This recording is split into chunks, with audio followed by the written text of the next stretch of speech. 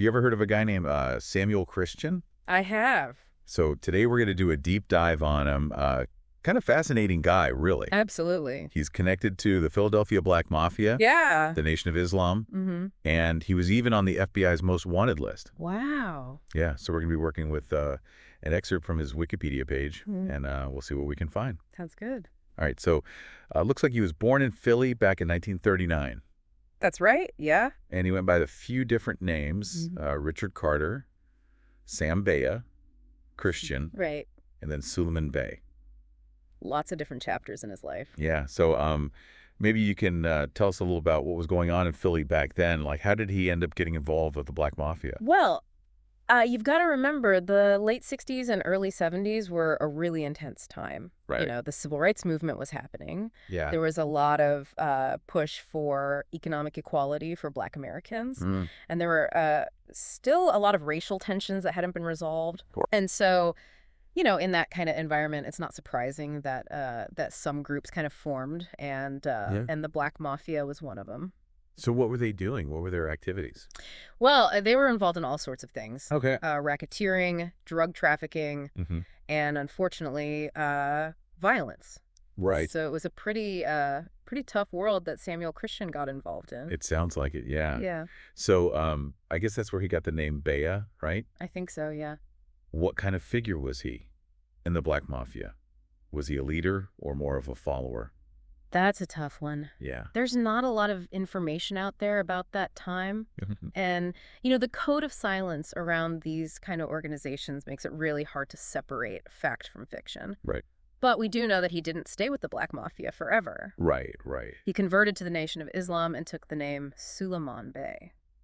Yeah, that seems like a pretty big shift. Yeah. What was happening with the Nation of Islam at that time that might have drawn someone like Christian in? Well, the Nation of Islam was a powerful movement in those days. Okay. It provided Black Americans with a sense of community, a strict moral code, Right. and a path to self-reliance in a society that often felt very hostile towards them. I see. And they also had a paramilitary wing called the Fruit of Islam, which was known for its discipline and dedication to the nation's teachings. And Christian became a captain in the Fruit of Islam, right? That's right. I mean, that's a pretty significant role, especially considering his past. Absolutely. Makes you wonder what he was looking for. Yeah, was he completely turning his back on his past? Or was he maybe looking for something similar? Yeah, like structure, leadership. Maybe even a form of power. Right, but in a different way. Exactly. So it's this weird kind of contrast, right? Going from the shadows of the Black Mafia to this very public and disciplined religious organization. It's an interesting juxtaposition. So what happened next? Well, in 1972, he was accused of murdering a man named Tyrone Fat Ty Palmer. And then just a year later, he was accused of another murder, this time Major Coxon. Wow. Yeah, and there were also some other people shot at the scene of that murder, but no witnesses were willing to testify against him. Okay. So he was never actually convicted of either murder. But still, those accusations landed him on the FBI's most wanted list. Exactly. He was the 321st person added to the list. Wow. What must that have been like, being a fugitive? It must have been a really tough time. Always looking over his shoulder.